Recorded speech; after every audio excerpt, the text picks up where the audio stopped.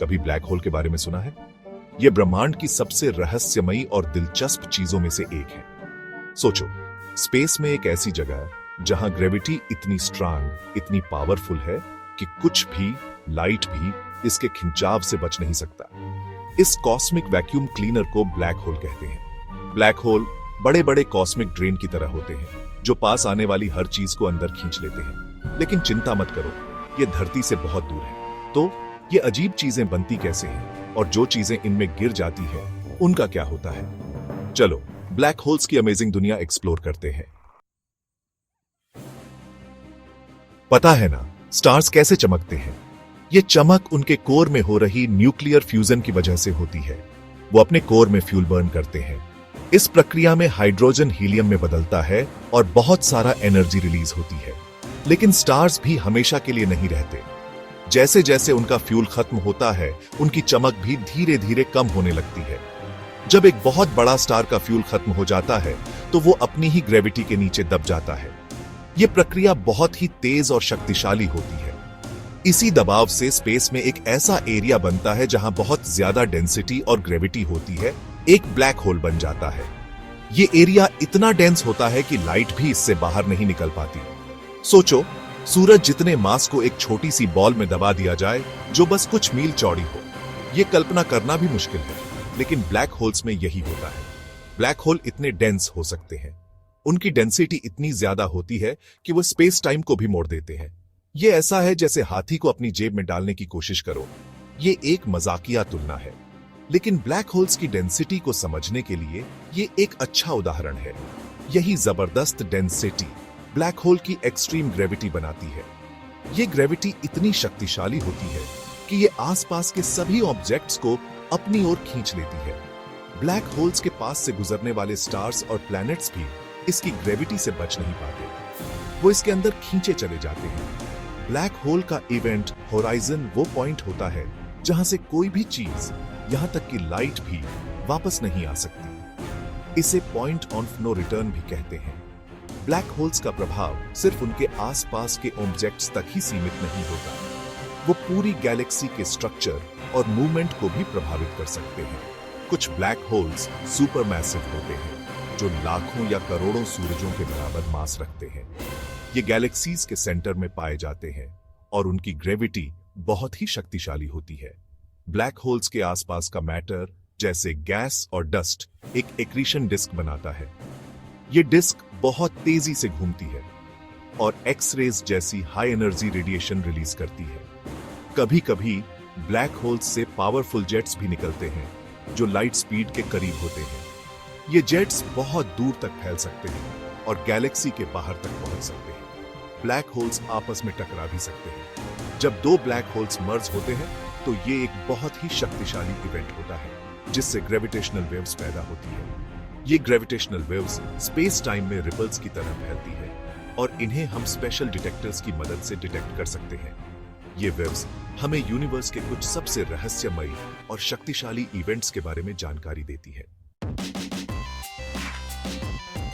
Black hole अलग अलग size के होते हैं और ये बहुत ही रहस्यमयी होते हैं। कुछ छोटे होते हैं जैसे स्टेलर ब्लैक होल, जो छोटे लेकिन शक्तिशाली होते हैं। ये तब बनते हैं जब एक सिंगल बहुत बड़ा स्टार कोलैप्स हो जाता है और एक ब्लैक होल बनता है। फिर सुपर मैसिव ब्लैक होल होते हैं जो हमारे सूरज से लाखों या अरबों गुना भारी होते हैं। ये जायंट्स गैलेक्सीज के सेंटर्स में रहते हैं, हमारी मिल्की वे में भी पाए जाते हैं। साइंटिस्ट्स ये भी मानते हैं कि इंटरमीडिएट मास ब्लैक होल भी होते हैं जो स्टेलर और सुपर मैसिव के बीच की एक मिसिंग लिंक की तरह है। Section 4, point of no return. Event horizon क्या होता है? मान लो तुम एक ब्लैक होल के पास जा रहे हो। जैसे जैसे तुम करीब आते हो, ग्रेविटी और भी स्ट्रॉन्ग होती जाती है। आखिरकार तुम एक ऐसे पॉइंट पर पहुंच जाते हो जहां से वापस नहीं आ सकते। इस पॉइंट ऑफ नो रिटर्न को इवेंट होराइजन कहते हैं। इसे स्पेस में एक बाउंड्री की तरह समझो। एक बार इवेंट होराइजन क्रॉस कर लिया तो तुम हमेशा के लिए ब्लैक होल में फंस गए। लाइट भी इस बाउंड्री के पार से नहीं बच सकती। इवेंट होराइजन एक बहुत ही दिलचस्प कॉन्सेप्ट है जो ब्लैक होल स्टडी कर रहे साइंटिस्ट्स को आज भी हैरान करता है। Section 5, time warp. Black holes time और स्पेस को मोड़ देते हैं। ब्लैक होल इतने बड़े होते हैं कि वो अपने आसपास के स्पेस और टाइम को ही मोड़ देते हैं। आइंस्टाइन के जनरल रिलेटिविटी थ्योरी के हिसाब से जैसे जैसे तुम ब्लैक होल के पास जाते हो, टाइम स्लो हो जाता है। दो घड़ियों के बारे में सोचो, एक ब्लैक होल के पास और एक दूर। ब्लैक होल के पास वाली घड़ी दूर वाली घड़ी से धीरे चलेगी। ये किसी साइंस फिक्शन मूवी जैसा लगता है, लेकिन ये सच है। स्पेस टाइम का ये मुड़ना ब्लैक होल की जबरदस्त ग्रेविटी का एक अजीब नतीजा है। Section 6, Hawking radiation. क्या ब्लैक होल्स लीक हो सकते हैं? बहुत समय तक साइंटिस्ट्स सोचते थे कि ब्लैक होल से कुछ भी नहीं बच सकता।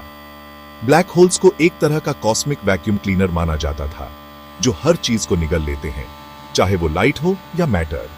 एक बार कुछ ब्लैक होल के इवेंट होराइजन के अंदर चला जाए तो वो हमेशा के लिए खो जाता है। लेकिन फिर एक बहुत ही होशियार फिजिसिस्ट स्टीफन हॉकिंग आए और सब बदल दिया। स्टीफन हॉकिंग ने 1974 में एक क्रांतिकारी थ्योरी पेश की, जिसने ब्लैक होल्स के बारे में हमारी समझ को पूरी तरह से बदल दिया। उन्होंने कहा कि ब्लैक होल असल में एक हल्की रेडिएशन निकाल सकते हैं, जिसे अब हॉकिंग रेडिएशन कहते हैं। यह रेडिएशन ब्लैक होल के इवेंट होराइजन के पास क्वांटम इफेक्ट्स की वजह से बनती है। हॉकिंग ने बताया कि ब्लैक होल्स पूरी तरह से ब्लैक नहीं होते, बल्कि वो थोड़ी बहुत एनर्जी भी छोड़ते हैं। हॉकिंग के अनुसार ये रेडिएशन इवेंट होराइजन के पास क्वांटम इफेक्ट्स की वजह से बनती है। क्वांटम फिजिक्स के अनुसार स्पेस में हर समय पार्टिकल्स और एंटी पार्टिकल्स की जोड़ी बनती और नष्ट होती रहती है। जब ये जोड़ी ब्लैक होल के इवेंट होराइजन के पास बनती है, तो कभी कभी एक पार्टिकल ब्लैक होल में गिर जाता है और दूसरा बाहर निकल जाता है, जिससे रेडिएशन उत्पन्न होती है। बहुत बहुत लंबे समय में हॉकिंग रेडिएशन की वजह से ब्लैक होल धीरे धीरे अपना मास खो सकता है और आखिरकार पूरी तरह से गायब हो सकता है। यह प्रोसेस बहुत ही स्लो होता है और एक आम ब्लैक होल को हॉकिंग रेडिएशन से गायब होने में यूनिवर्स की अभी की उम्र से भी ज्यादा समय लगेगा। लेकिन यह प्रोसेस बहुत ही स्लो होता है और एक आम ब्लैक होल को हॉकिंग रेडिएशन से गायब होने में यूनिवर्स की अभी की उम्र से भी ज्यादा समय लगेगा। हॉकिंग रेडिएशन के कारण ब्लैक होल्स का धीरे धीरे वाष्पीकरण होता है और यह प्रक्रिया इतनी धीमी होती है कि इसे मापना भी मुश्किल है। फिर भी ये थ्योरी हमें ब्लैक होल्स और क्वांटम फिजिक्स के बीच के संबंध को समझने में मदद करती है। हॉकिंग की इस थ्योरी ने वैज्ञानिक समुदाय में नई खोज छेड़ दी और ब्लैक होल्स के अध्ययन में एक नई दिशा दी। आज भी वैज्ञानिक अपनी रेडिएशन को समझने और इसे प्रूव करने के लिए नए प्रयोग कर रहे हैं।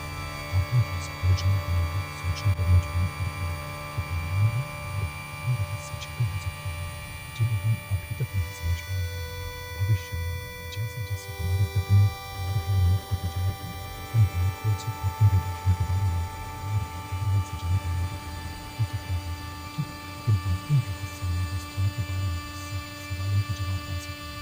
तब तक हॉकिंग की थ्योरी हमें ब्रह्मांड के इस अद्भुत पहलू को समझने की दिशा में मार्गदर्शन करती रहेगी। सेक्शन 7, ब्लैक होल्स यूनिवर्स का सबसे बड़ा रहस्य। ब्लैक होल्स, ये नाम सुनते ही हमारे मन में एक रहस्यमयी और अनजानी दुनिया की छवि उभरती है। ये वो जगहें हैं जहां ग्रेविटी इतनी ज्यादा होती है कि लाइट भी वहां से बाहर नहीं निकल सकती। ब्लैक होल यूनिवर्स की सबसे रहस्यमयी चीजों में से एक है। ये विशालकाय पिंड जो अपने आसपास की हर चीज को निगल सकते हैं, वैज्ञानिकों के लिए हमेशा से एक पहेली रहे हैं। ये ग्रेविटी, स्पेस और टाइम के बारे में हमारी समझ को चुनौती देते हैं। ब्लैक होल्स के आसपास का स्पेस टाइम इतना विकृत हो जाता है कि हमारी सामान्य फिजिक्स के नियम वहां काम नहीं करते। इन्हें स्टडी करके हम फिजिक्स के बेसिक नियमों के बारे में और भी सीख सकते हैं। वैज्ञानिक ब्लैक होल्स के डेटा का विश्लेषण करके यह जानने की कोशिश कर रहे हैं कि ये कैसे बनते हैं और कैसे काम करते हैं। ये देखकर कि ब्लैक होल अपने आसपास की चीजों के साथ कैसे इंटरैक्ट करते हैं, हम ग्रेविटी और यूनिवर्स के डेवलपमेंट के बारे में अपनी थ्योरीज को टेस्ट कर सकते हैं। जब ब्लैक होल्स अपने आसपास के सितारों और गैस को निगलते हैं, तो वे हमें यूनिवर्स के विकास के बारे में महत्वपूर्ण जानकारी देते हैं। हो सकता है कि ब्लैक होल्स में कॉस्मोस के कुछ सबसे बड़े सीक्रेट्स छुपे हों।